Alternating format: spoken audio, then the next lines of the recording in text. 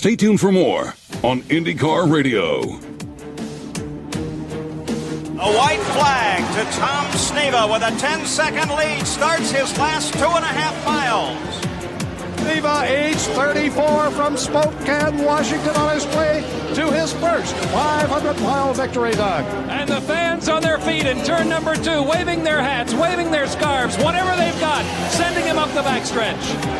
Right here, they're doing the same thing. Everyone frantically and happily waving as he approaches turn 3. The hats are off, the hands are up. Tom Sneva, a half a lap to his first Indianapolis 500 victory. He could coast almost from here. He's in 4th. The 67th running of the Indianapolis 500 is about to be capped off. To call the winner, here is the voice of the 500, Paul Page. The Texaco star, Tom Sneva, screams for the line, the double checkered flag, and Tom Sneva has won the Indianapolis 500, his first victory ever at Indianapolis. Stay tuned for more on IndyCar Radio.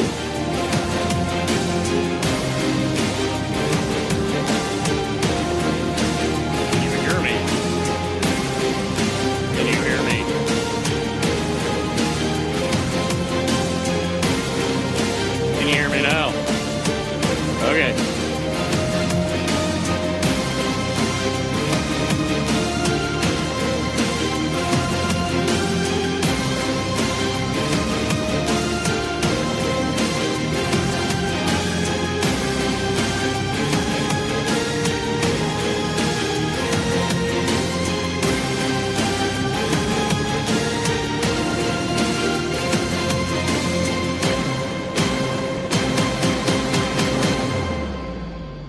This is IndyCar Radio on the IMS Radio Network.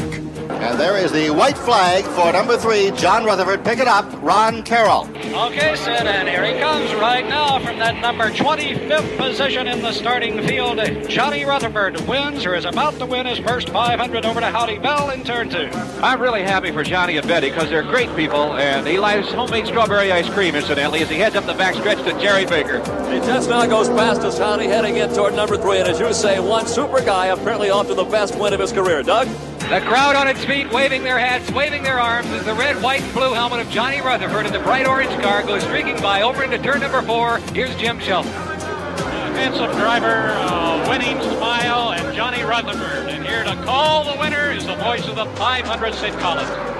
And here's the checkered flag for Johnny Rutherford, winner of the 1974 Indianapolis 500-mile race.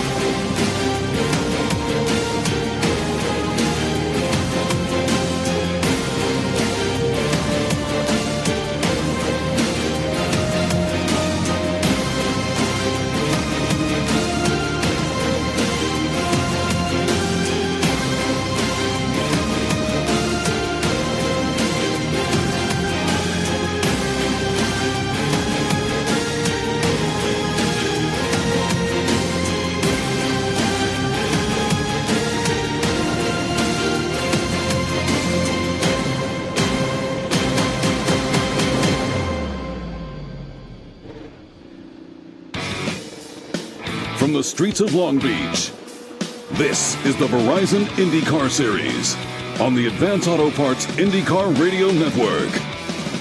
For the 44th time racing on the streets of Long Beach, 35th under Champ Car, Kart, IRL, and IndyCar's banners. I'm Mark Janes. Welcome to the beautiful streets of Long Beach, California. Session number 3, perhaps the most important practice session of the entire weekend. 2 rounds in the books yesterday. Not eventful for everyone except Takuma Sato. This is a very important one. We'll go qualifying later today in preparation for tomorrow's race. Our driver analyst Anders Krohn joins us, and who looks strong, Alexander Rossi. Who doesn't? Well, there are a number of drivers and teams who seem to be struggling with this layout of it. Yeah, exactly. But I think more so is the fact that the track was just so greasy yesterday afternoon, so that made the running very, very difficult for the majority of everyone out here. And I think the people that clearly had that figured out was Andretti Autosport, at least in the form of Ryan Hunter-Reay and Alexander Rossi. Just looking at the behavior of their car in general, looked really, really good. We saw Schmidt-Peterson Motorsports initially in the session look so free and on top of the surface that I think they've got some work to do. But the challenging thing for this session is the fact that between now and qualifying is a full 2-hour IMSA race.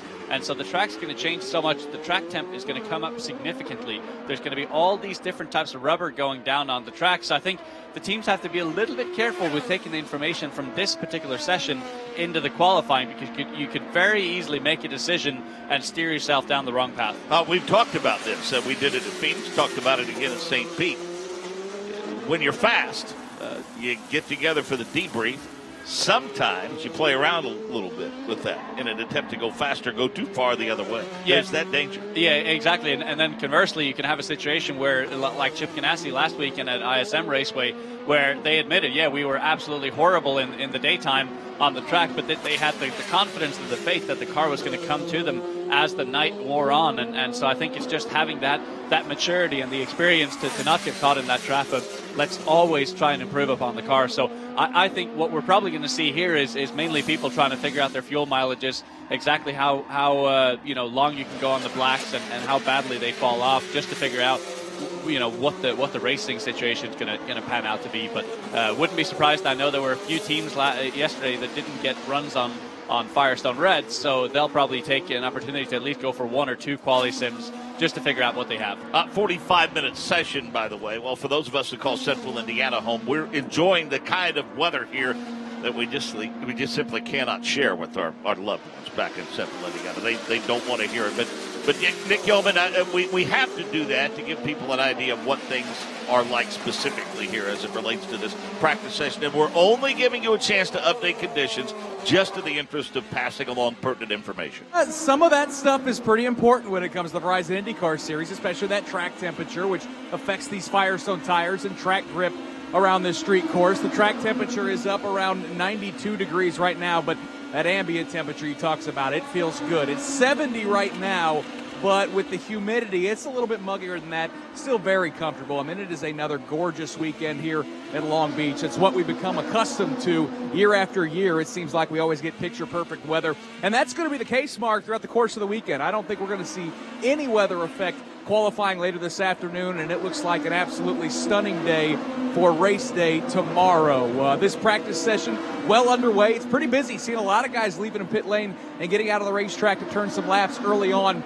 Yesterday, Mark, I was reminded just how important experience is here at Long Beach. You take a look at the top 10 in the combined speed charts, and it's really some familiar names with a lot of experience in this sport. Guys like Dixon, Hunter-Reay, Pagenaud, Hinchcliffe. Maybe the newest guy to the sport that was quick yesterday was Alexander Rossi, and even he is into his 3rd year now in the Verizon IndyCar Series. So this is a tough track. The conditions are perfect, though. And once again, Mark, we're seeing the best of the best kind of rise to the top as we get ready for qualifying later this afternoon. As we've heard drivers state throughout the course of this weekend, the conversations that we have had with them, Anders, you separate, of course, the Indianapolis Motor Speedway. But for them, namely Ballinger Jr., 6-time winner here, this is the one, I think, that starts to legitimize the resume if you're ever able to get to victory lane. But for us, broadcasters, I mean, outside, again, of Indianapolis, for us, if people ask you the question, why do you do it? What do you enjoy about it? This weekend from start to finish, all we'd have to do is just kind of set them down and say, well, this is why.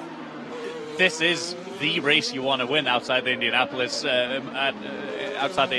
Motor Speedway, and part of that is the history, but part of it is also just how tricky this track is.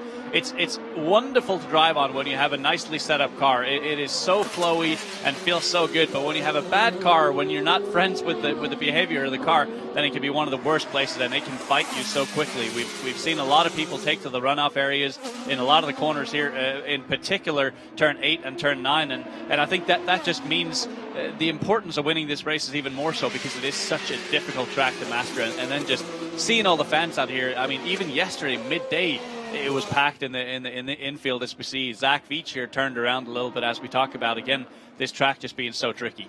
From a fan's perspective, we had some folks on yesterday.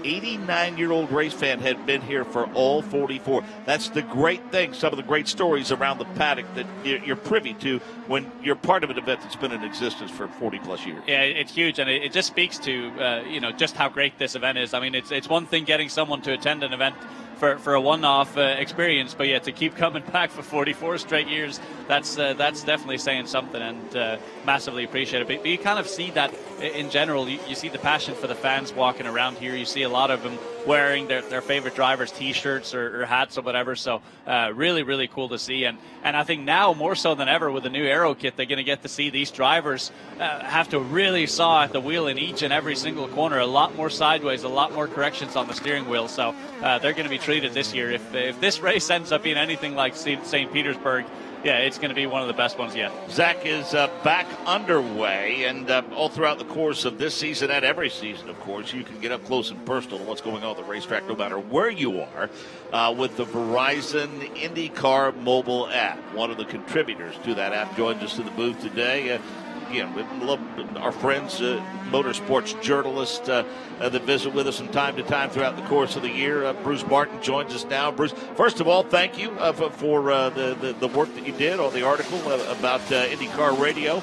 And what do you, I guess, for lack of a better term, but no fancy question here, how about the first two races of the season? Everything we expected and more? Definitely everything we expected and more. I think the aero kids have done exactly what they were intended to do. A lot of people looked at last week's race at Phoenix and wondered, well, why wasn't there more passing early in the race? Well, that's the way the track is set up. The nature of that track, it's always been a one-groove track. I don't know why everybody thought all of a sudden it was going to be a two-groove track. This racing was spectacular in terms of the passing was up. There was legitimate fight for the victory at the end. Strategy came into play. And I got to tell you, a new nickname for Alexander Rossi should be Ticket Seller, because he put on a show last week, passing 53 cars, essentially passed the field twice. This kid has got stardom written all over him, and I believe he is going to be one of the big ticket sellers for the Verizon IndyCar Series. Let's go to pit road and Ryan Marine. Welcome, Ryan. So much, Mark. Joined now by Juan Pietrajita here on pit lane. He's a veteran of the Indy Lights Series, driving the two-seater here this weekend. And we'll talk about that in just a moment, Juan. But I know you're still hard at work trying to find the resources and the partnerships to put together a 36th entry for the Indianapolis 500. What can you tell fans at home about where that process stands today? Well, it's a funny deal because I was lucky enough to find the sponsor and I have the partners. It's just that there's not enough engines, so it's a bit frustrating because the years before there was not enough guys to ride, and now it's the other way around. There's not enough cars, so it's a little bit frustrating. But we're gonna be in the car at some point. If it's not in the 500, we're gonna be, later on we're gonna be in the car. So, talking with a lot of different teams and engine manufacturers, do you think there's a chance that's greater on one side or the other, Honda or Chevrolet, looking ahead to May, or are both of them giving you pretty much the same signals? Honestly, it doesn't matter which side of it we go. We just want to be in the car for sure. The partners really don't mind. They think both are really good, so we just gotta keep working. We're gonna fight until the end to be in the 500, but we just gotta look ahead too and see what other opportunities come.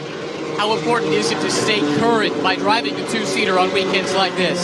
Yeah, man, I tell you what, it's a tricky car to drive. It has a lot of power. It has the old V8, the old Chevy V8, so it's fun for sure. And as you say, it keeps you active. It keeps you in the weekend, so I can't complain at all. Great to chat with you. Hope to see you in May. Yeah, thank you, guys.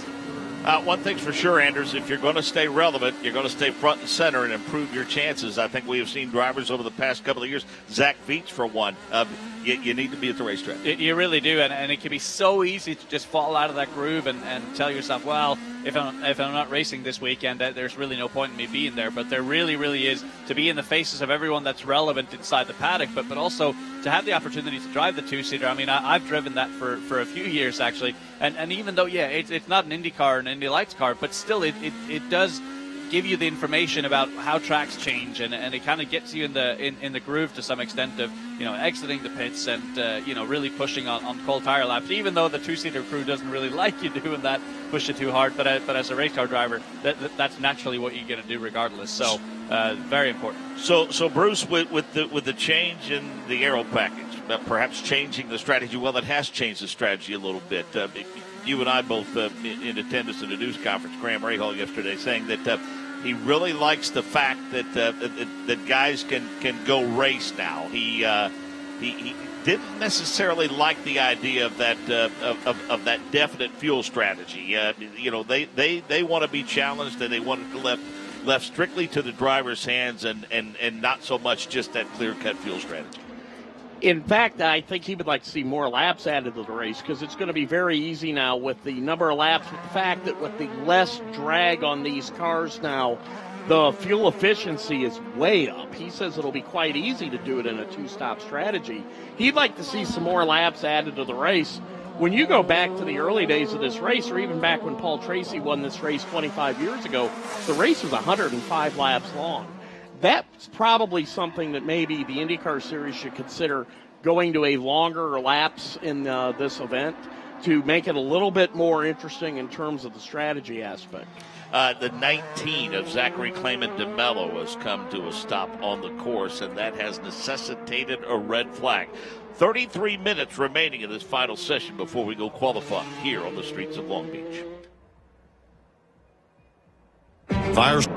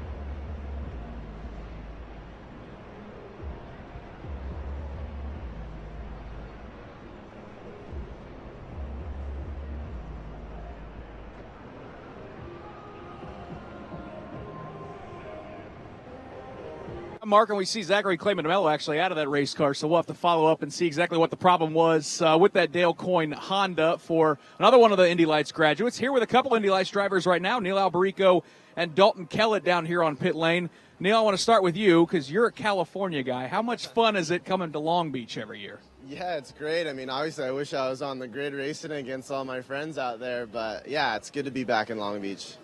What is it about this? I mean, I always sense the atmosphere. There is a feel to this event that's unlike just about anywhere else we go. Yeah, it's amazing. We're right here by the beach, right, which is unlike any other racing event. But no, it's super cool being in Southern California. Yeah, hopefully I can be on the grid next year. It'd be great. That's a goal. Were you a guy that came to this race as a young kid, or was your first opportunity just in the last handful of years?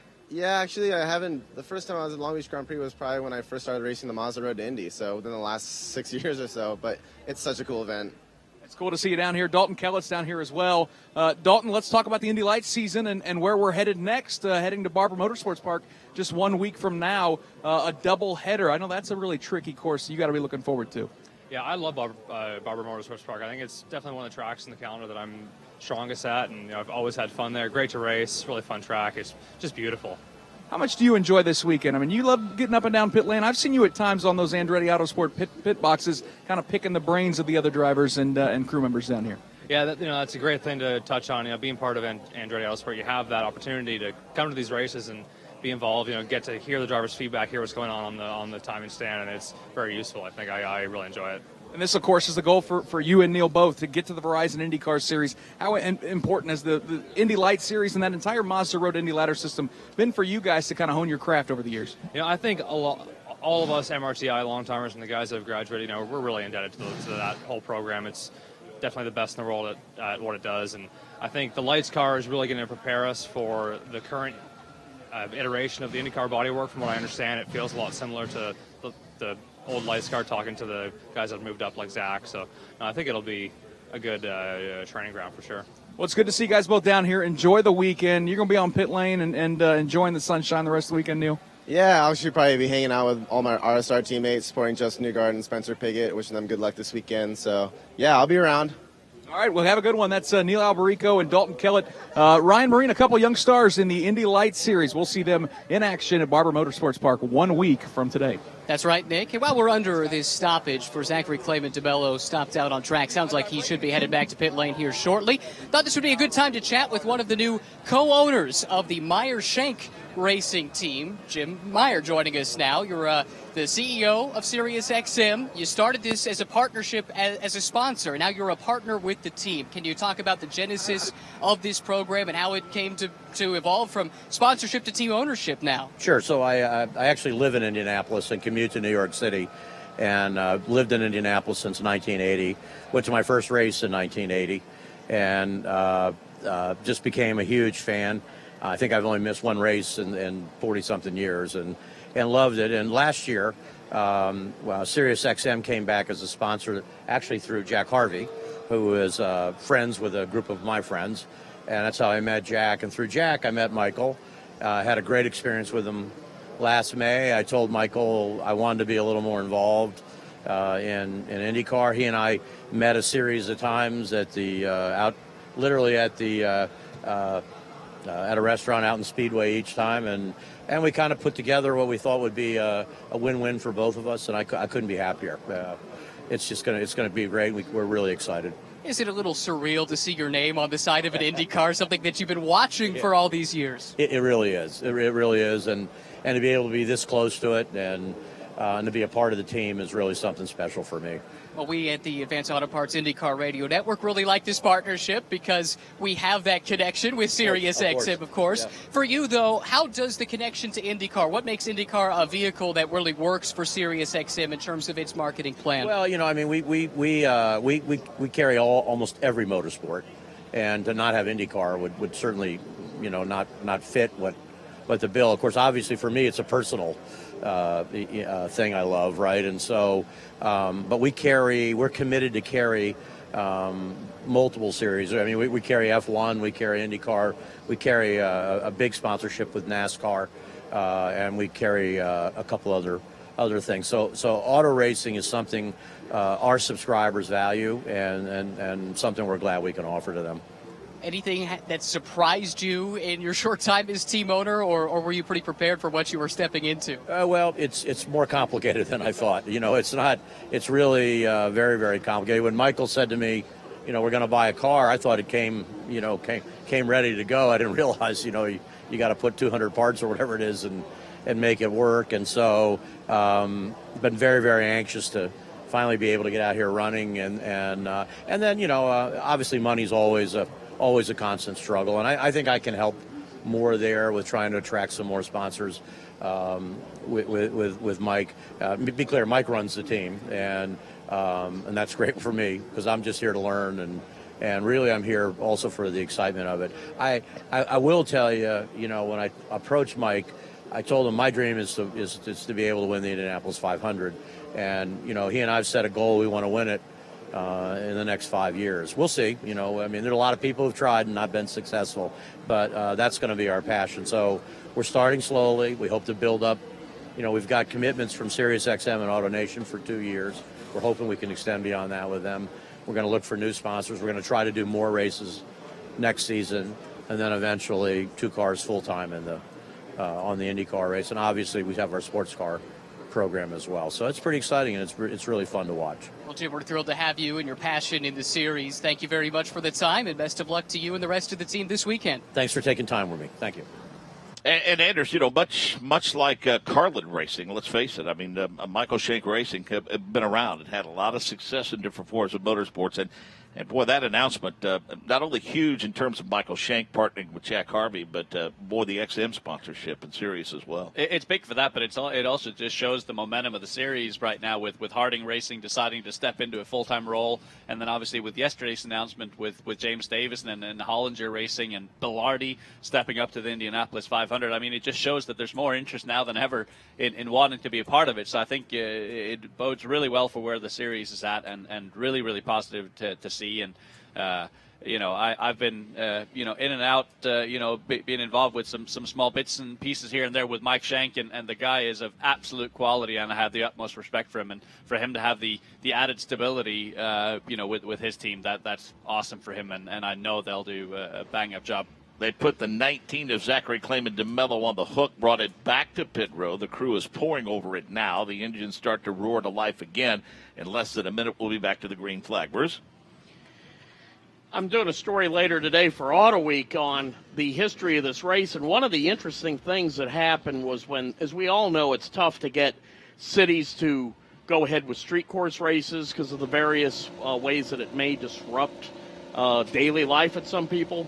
Back in 1975, there were 12 residential buildings that were on Ocean Boulevard, which there are only 6 left now. There was some retirees in those buildings that complained about, there's going to be a lot of noise. We don't want that. So what Chris Pook, the original promoter of this race, did was he started bus trips, where for the 3 days of the race, he would take these people to Disneyland or other local tourist attractions. At one time, there were 6 buses that took 300 people on these day trips. Oh, and by the way, they would buy them lunch. Now there's only 30 people left, and it's half a bus length full of people. Today they're going to the Grove in L.A. and the Getty Museum, and I really think the biggest reason why that number has shrunk is A, the popularity of the race, and B, Father Time is taking care of some of those residents. Let's go back to pit road. Find out from Zachary Clayman DeMello what the issue was. Nick? Yeah, thankfully that red flag just got cleared up. Not good news, though, for Zachary Clayman DeMello. I know the team's pouring over it right now. Any idea of what caused that car to stop on track? It's definitely something electrical. We had a problem with the car yesterday mechanically, so it's a shame that we have other race-wise, but hopefully they can get it fixed and I can get back out. In fact, he's getting the news now. He's going to hop over the wall and jump back in that car. Do apologize for the low audio level. He had that helmet on, but electrical issues appeared to be the issue if you couldn't hear him. And good news is, Mark James, he's hopping back in that pace-safe number 19 Honda for Dale Coyne Racing. They're going to get that car back out of the racetrack, and of course just try to see if they can get those electrical gremlins worked out here at Long Beach. Now, Nick, you've been down there a long time. You got to pat that kid on the back after a while, because those guys aren't usually in the mood to talk when they have that helmet on. That's good stuff. No, and especially from a rookie driver too, where this is such an important weekend.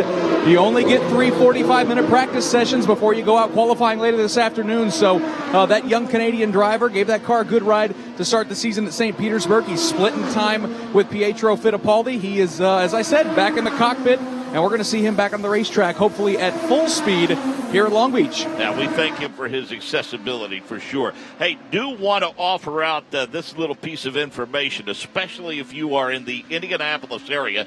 Because of the Pacers playoff game tomorrow, the Toyota Grand Prix of Long Beach will not be airing on radio in Indianapolis on 1070 The Fan, 107.5 The Fan, nor WIBC FM.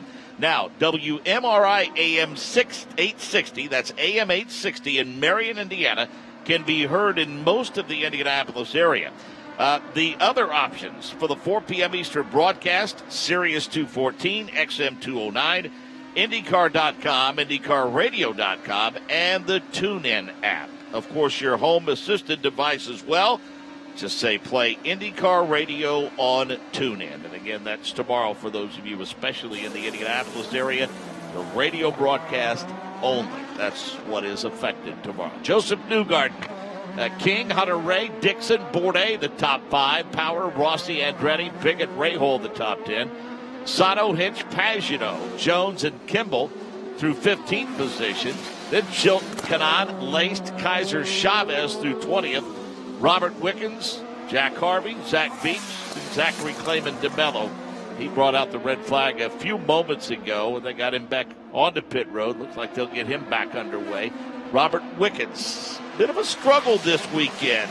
Things have gone well for the first 2 races, not so much so far this weekend. Yeah, exactly, and they're probably just a little bit out of the box on the setup, and also just adding to that the fact that it is a very, very tricky condition on the track at the moment, where the cars are really just floating on top of the surface. And so with that in mind, you really need to have the confidence in the car. So if that's lacking just a little bit, as tight as everyone is here, that can affect you greatly. And he's not miles off the pace, obviously, but clearly working on some things here. I think the interesting thing of note at the moment is Jordan King and how he's been able to make his way near the front yet again. And I think that night of sleep for him really helped, and it typically does. Whenever you come to a new track, you absorb so much information over the course of the very first day on a new track that it's very difficult to put it all to good use on that very first day. But with a night of sleep, of thinking about it subconsciously and consciously, and going through the run plan with the team and everything that's being done to the car, it's a lot easier on the second day to a new track. So I think that's what we're seeing from Jordan King right now, is that he's feeling a lot more confident. How much videotape is used by drivers in this day and age? Oh, it's huge. You simply cannot underestimate just how much onboard footage and data is used for these drivers to get up to speed, and it's the only way for them to get up to speed as quickly as they do. They'll pay attention to, for every single corner, now more so on the road courses than the ovals, they'll pay attention to every single reference mark there is, braking points. They'll figure out where the other guy's turning in. Are there changes of surface? Is there a concrete patch? Is there a landing strip? Every little bit of information that they can possibly gather will help them determine, once they go out into the very first session on a new track, figure out exactly where do I need to brake, where do I need to turn in, and that'll help them elevate their performance as much as possible. And then to kind of refine things, they'll then go through the data, which shows you every bit of driver input, from steering input, throttle input, braking input, and let them figure out for every single corner, this is one of those corners where you want to be soft on the brake pedal. This is one of those corners where you want to be hard on the brake pedal. And they'll already have that picture more or less built by the time they're in the car for the very first time. So the moment when they've learned the track visually in the cockpit, they can start working on those finer details. So the access to information is so tremendous, and it only keeps getting bigger and better. And the way the teams work with the drivers now to give them the best succinct information they can is astonishing. Sorry for that dated videotape reference, but since we don't use tape anymore, but I'm glad you picked up on that and knew exactly what I was talking about. Let's go back and revisit a term that we've heard used going into this season, and now we've certainly heard it used plenty through race number 1 and race number 2. You hear it talking about, you must be able to drive a loose race car. For those that are the novice, let's remind them what we're talking about when we say a loose race car. So, well, in racing terms, really simply put, you have a pushy car and you have a loose car. A pushy car is one where you keep adding steering wheel input in the middle of the corner and the car just will not turn. You can crank the wheel as much as you possibly can, but the front end just wants to plow. It wants to go straight. Now, a loose is the opposite of that. It's one of those where you can barely use any steering input whatsoever as you're going into the corner, and the rear wants to turn around on you. So think to driving on ice or think to driving on snow. Whenever you turn into a corner, you have that sensation of the rear wanting to come around on you. Now, that's exactly what this new car needs, and the part of the reason for that is, with so much of the overall downforce coming from the underside of the car, the moment these guys hit the brakes, especially on the road courses, the rear lifts up and transfers all the way to the front. Now, when the rear lifts up, that reduces a lot of downforce from the underside of the car, and so that makes it so loose and so difficult to control on entry. So with the overall downforce levels down significantly, that means that the car is a lot more on top of the surface, doesn't dig into the surface as much as it has in the past. And also, because you always want to get to full power with as straight a hands as possible. You never want to go to full power with a lot of steering input. So these guys are setting these cars up to be as loose as they can possibly drive, so that by the moment when they hit the throttle exiting a corner, they want their hands to be completely straight so the car can do just that, go straight. That's great stuff, our driver analyst Anders Krohn. Okay, Bruce Martin, all these guys said they wanted to be able to control these race cars more. They wanted to drive them more. So the time that you've spent in the paddock at the test sessions in the first couple of races, they got what they asked for. Are they happy about that? Very happy. I talked to Ryan Hunter-Reay after the St. Pete race, and he was talking about cars were slipping, cars were sliding. You'd go into a turn, you didn't know whether you were coming out. And he said that was a blast. And that is what a race driver finds to be a blast, is when there's a lot of unknown and the drivers are able to maintain, they have control over what they can do. They can force, if they get underneath the car going into a turn, they can force the other driver into making a mistake now. With the old Aero kit, both cars were planted to the ground, and that was a little difficult to do. And also there was the wake that came from all the topside turbulence that would happen. The cars weren't able to race as close together. With the less turbulence on these new kits, they're able to get underneath each other. One other point I wanted to mention was Alexander Rossi has now jumped up to second, And Ed Carpenter's got to be a pretty happy team owner right now, for Spencer Pigot's third and Jordan King's fourth. Alexander Rossi is in both sessions. He was P3 in session number 1. He was at the top of the timing and scoring chart after session number 2. Ryan Hunter-Reay, another one who's been near the top consistently. And Takuma Sato had a good run before he lost it in turn 1 and did heavy damage to that car. Happy to report that Sato is back out on the track, and clearly that they were able to put the same setup on the race car and get him up to speed and get him comfortable, because he's been consistently in the top 10 in this session. Yeah, and I think that's the really cool thing about Takuma Sato. He's able to shake these things off where other drivers might be a little unsettled, shall we say, after a crash like that. But he has this imaginary reset button where he's just able to get down to business again, and that is why he is so awesome to watch every single time, even after he's had an incident. Now, interesting note, I saw with Alexander Rossi in the pits, I saw they were making actually a fairly significant camber change to the front of his car. So they took out some camber shims, which basically adds some camber to the car. And typically what it does is it makes it a little bit more aggressive on the front tires. So that must mean that they're not too worried about the tire degradation on the front of the car. Another thing it might mean is that they're going to go for a shortened qualifying sim. What you typically tend to do when you go for a qualifying sim is that you add some camber to the car, really apply a lot of pressure on the inside of the tires, which it induces more tire wear, but because it adds more pressure to the inside of the tire, it also gives more grip. So these guys are either searching for a bit of a balance shift, or they're going just a little bit more aggressive on the overall setup of that car. At the end of session 2, we mentioned Rossi was P1 at 68.5567. We already have Ryan Hunter-Reay at 106.8767. Several drivers in the 107s. We go all the way to 14 before we get into the 108s. Yeah, exactly. And I think it just speaks to how much better the track is this morning than it was yesterday afternoon, because yesterday they were all, for the most part, on Firestone Reds and stickers at that, and they struggled to break into the mid 106s. So the track a lot less greasy this morning than it was yesterday afternoon, and again is why it's going to be so difficult to manage qualifying this afternoon and getting the compliance over the different types of rubber that's going to be laid down between now and then. So huge task ahead for these teams, and they may have a little bit too easy of a task here this morning, because this afternoon is going to be difficult. Same compound, by the way, that we used at St. Petersburg on both the primary and the alternates. Over 1,500 race tires brought here by Firestone. 7 sets of primary, 4 sets of alternates, and Anders, I think it's safe to say the 5 sets of rain tires probably going to stay on the truck. I think we're pretty safe in that instance. But then again, hey, we thought that about St. Pete, and then we had the rain there in qualifying as well. So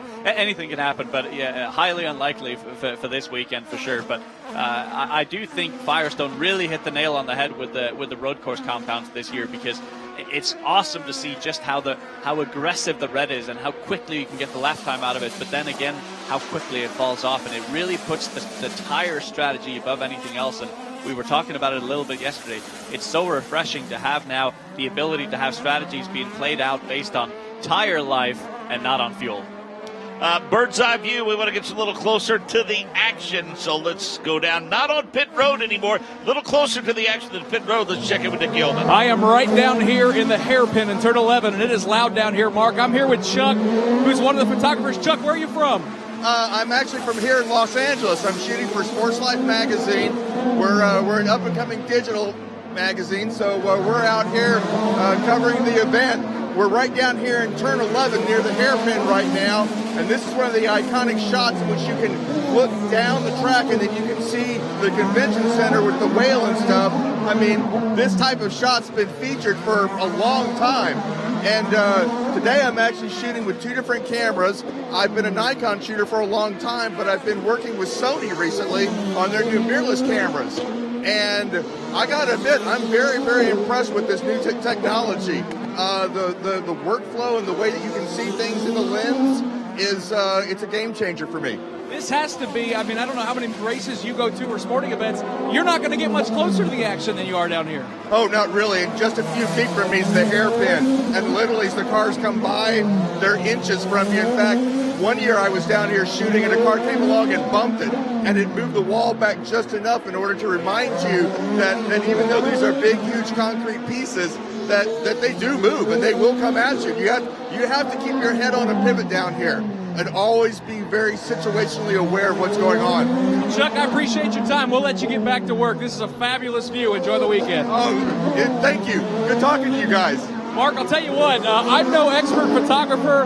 I may bust out the old iPhone and snap a couple photos down here because it's an amazing spot. This is one of the most iconic turns in all of motorsports. It's that 180-degree hairpin turn 11. For the race tomorrow and for qualifying later this afternoon, I'm going to have a really good view up in the spotter stand on the outside, but this perspective is absolutely amazing. So we appreciate Chuck here from Los Angeles giving us an idea of what he's working with in this spectacular view here at Long Beach. So close to the drivers as they make their way through that hairpin, he can reach out and high-five them for sure. About 8.5 minutes remaining in this session. Preparations continue for the Toyota Grand Prix of Long Beach. Firestone presents Legend.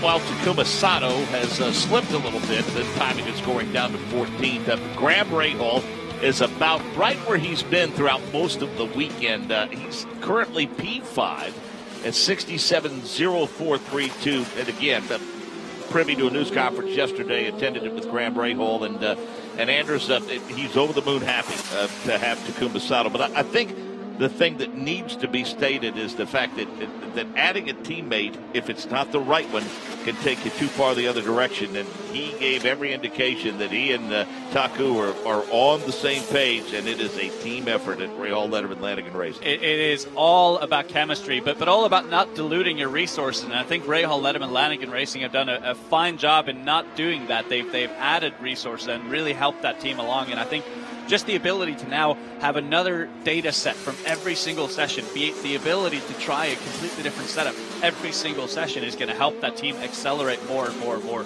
As a single car team, I mean, I'm thinking back to Rahal last year when Team Penske were a 4-car team, Andretti were a 4-car team, Chip Ganassi were a 4-car team. They're gathering the data at a quarter of the speed as all the other teams, and yet somehow they were competitive. So I think this is going to help them tremendously. And kind of just going quickly back to our point about how much time is spent reviewing data and video, we got a question on Twitter from Brian Feldman asking about the camera view. Whenever you see the onboard camera from the IndyCar radio here, you see another camera in front of it, and he was asking, what is that camera? Now, that is the team-owned camera that gives the teams the ability to download their video and review every single lap, every single corner to figure out what's working driving-wise and also what's working car-wise. But back to Rahal, Letterman, Lanigan Racing, I think I've talked to Takuma Sato a lot of times, and I love the guy. It's impossible not to love him, and he's got this charisma about him, and I think technically he's been in Formula One, he's been in IndyCar for a number of years. He's got such a depth of knowledge that I think bringing him to the program was a no-brainer for the team. Want to give a shout out to our good friend, another respected motorsports journalist, Marshall Pruitt. Marshall not here this weekend. First one he's missed in many, many years. Marshall a little under the weather. We hope you get back on your feet soon, get feeling good. I know you've been at it, burning the candle at both ends for a while. And Marshall, rest up. And we hope to see you, if not at Barber Motorsports Park, then maybe for the test at IMS or certainly throughout the month of May. And always enjoy his contributions via Racing Magazine and following him on social media. Alexander Rossi is P1. Newgarden, Hunter-Reay, Pagenaud, Rahal the top 5. Then Power, Piggott, Dixon, and Kanaan. Ed Jones completes the top 10. Bourdais, King, Andretti, Wickens, and Sato through 15th. Chavez, Veach, Harvey, Kimball, Hinch, Chilton, Laced, Kaiser, and Zachary Clayman DeMello taking a look at one of the A.J. Foyt ABC supply machines. Sliding it through the racetrack. That's the 14 of Tony Kanaan. You talk about a guy that doesn't mind a loose race car. He doesn't mind flinging one around a little bit. He's not afraid of that at all. And it's a beautiful corner, that turn 5, when you turn into that corner and the rear just kind of steps out on you. And the wall just kind of comes out to chase you. But it's almost like you have this little air cushion between you and the wall. And very difficult to tag that thing, or easy to tag it, should I say, rather. But doing it well there is Mr. Kanaan. Always like to make sure that we make folks aware of the various types of curbing that we see on these road and street courses, Anders.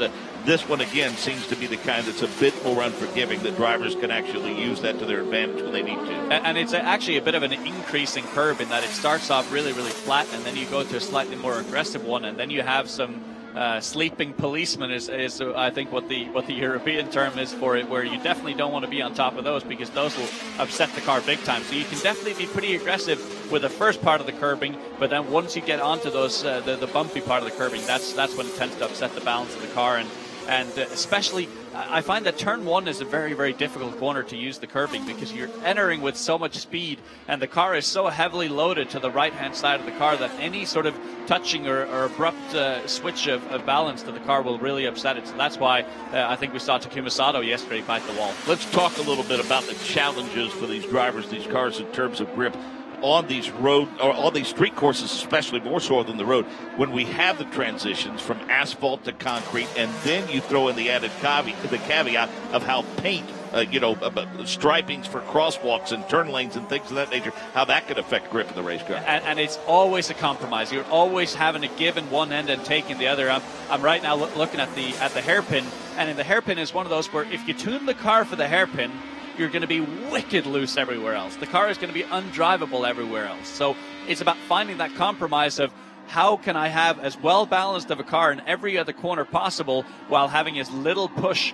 as possible. And big moment for Zach Veach there coming out of turn 6. But how can I have as little push as possible in the hairpin to enable me on power as quickly as possible? Mateus Laced is off in turn number 9. We've seen a few offs there.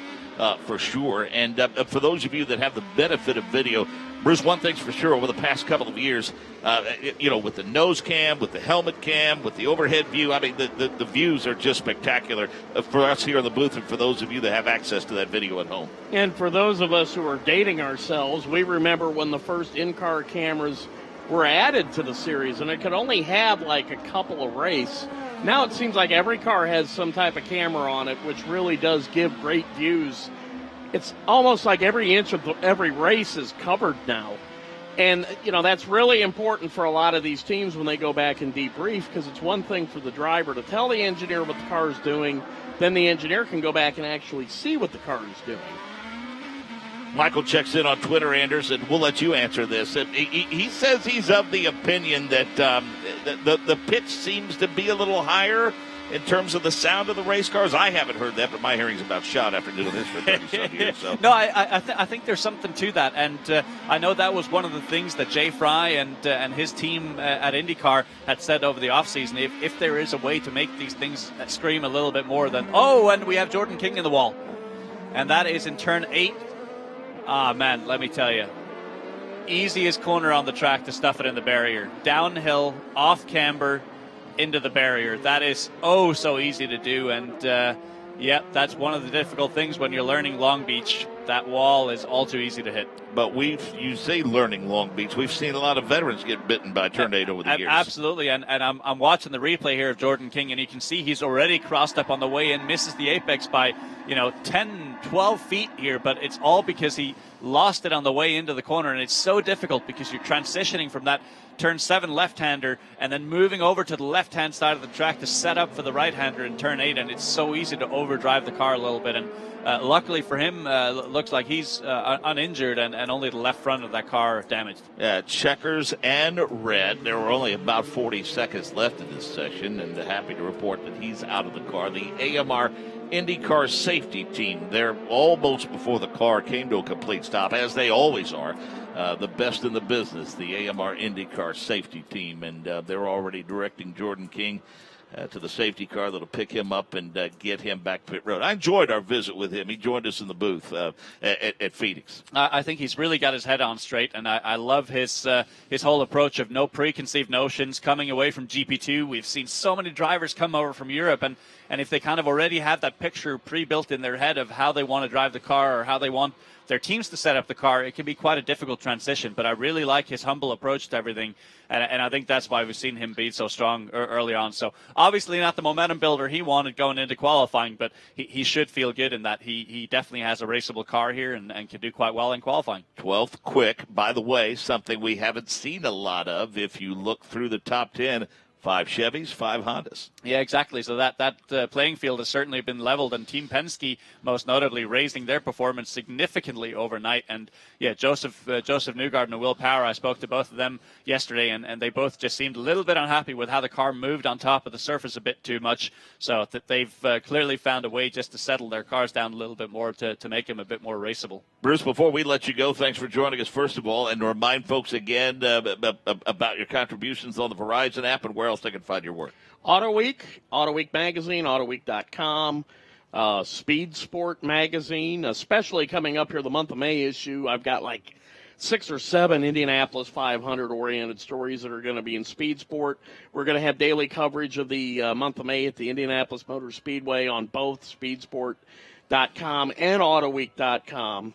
And, of course, I do the Honda IndyCar Report, which is an interesting little 10-minute interview with the stars and the drivers of the series. And we're even going to have you as one of our guests during the month of May as the voice of the Indianapolis 500. Yep, honored for that for sure. So thanks, Bruce, for joining us. We appreciate it for sure. To give you the full field rundown now as Session 3 is complete. Alexander Rossi continues to be fast. He's at a 66.6105. Then Newgarden, then Power, then Hunter Ray, then Pagano. So 3 Penske cars in the top 5. Graham Rahal 6th quick. Then Piggott, Dixon, Kanaan, and Ed Jones. Bourdais, King, Andretti, Wickens, and Sato through the first 15 positions. Gabby Chavez, 16th. Zach Feets, 17th. Jack Harvey is 18th. 19th, Kyle Kaiser. 20th, Charlie Kimball. 21st, James Hinchcliffe. 22nd, Max Chilton. 23rd, Mateus Laced, and 24th, Zachary Clayman DeMello. Had some mechanical issues early in the session, and he brought out a red flag. But other than that, a relatively clean session until it ended about 40 seconds early after Jordan King put it in the tire barriers in turn number 8. The rest of this day looks like this. 3:30 local time. We'll have knockout qualifying of the Firestone Fast 6. We'll be joined to the booth by Anders Krohn, Jake Query, Nick Yeoman will be out on the course, and Dave First and Ryan Marine will handle things on pit road. Final warm-up session tomorrow morning at 9 a.m. local before we go racing at 1 o'clock local time. Ryan Hunter-Reay, it's been a pretty solid weekend so far, Ryan Marine. That's right. Been at the top of the timesheets for much of the weekend. P4 in this session. Seems like the whole team has been pretty quick throughout the weekend. Did you roll off the truck with the right setup, or is it something you found throughout all the practices? We rolled off with a good car. So, hats off to the team for that. Just didn't get everything out of it this session. Red came out there when we were on our new tire run, so would like to have seen where we stood, but it's only practice, I guess. Do you feel confident that you have a car under you that can go for pole? Yeah, I think so. Just need to make the right changes for the hotter conditions. Thanks for the time.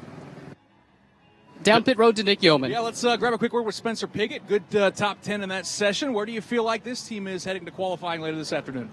Yeah, I think we're in pretty good shape. I mean, the car is the best it felt so far this morning, so that's encouraging. It's tough out there. Obviously, everyone's so close, and you got to fight for every little bit. So I would have liked to get that second run on tires there at the end, but nevertheless, I think we made good improvements, and hopefully we can have the preferred freezer car up towards the front. How beneficial is this for you now? I know it's your first full-time year, but second time to Long Beach, second time to St. Petersburg. How beneficial have you found that?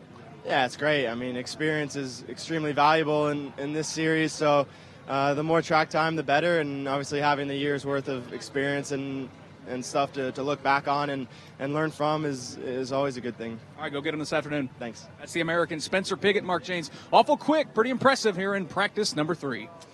Give me 3 that you think will definitely be in the Fast 6. Can you do that? Absolutely. Do you want to look at the top three right now? No, I think Alexander Rossi for sure, and Ryan Hunter-Reay, just based on the fact that they're going to be in there. I think based on what we're seeing right now, Joseph Newgarden and Will Power, but again, they struggled a little bit yesterday under greasy conditions. So I don't know that they're absolute no. I'm going to go with Scott Dixon in there. I think they're going to get a handle on that car. So how about Scott Dixon, Alexander Rossi, Ryan Hunter-Reay, and then why not throw in Hinchcliffe there? I think, that wasn't the greatest session for them, but I think they're going to pull it out for qualifying. How about 3 of the top 5 Penske cars? I mean, it's... So any questions about what's wrong with Penske, I think they're trying to answer that for qualifying. They did in this session anyway. Right. Exactly. And so I think they really need to get their car handling a bit better in the heat of the day. And if they do that, I think they'll be right up there. And obviously, Joseph, Will, and Simon will be pushing hard there. So that's a big step forward for them. But again, a big question mark over how are they going to handle the greasy conditions this afternoon after the IMSA race. Your value to us won't be determined by the accuracy of your predictions. Just to let you know that, so. I fully understand that I'll get fired if I'm not right here. No chance of that. Thrilled to have you. Good stuff, as always, from our driver analyst, Anders Crone.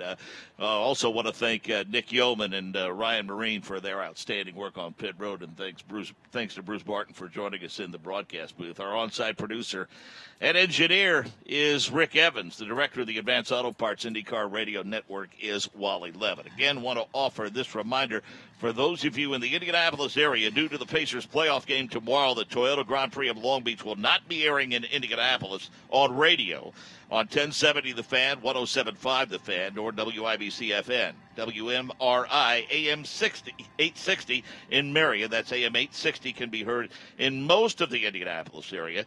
The Toyota Grand Prix of Long Beach broadcast begins at 4 p.m. Eastern. You can hear it on Sirius 214, XM 209, IndyCar.com, IndyCarRadio.com. Tune in and on your home assisted device by saying play IndyCar Radio on TuneIn. The NBC broadcast will not be affected tomorrow in the Indianapolis area. This is for radio only. Want to make that clear. For Anders Crone, I'm Mark Janes. So long for now from the streets of Long Beach.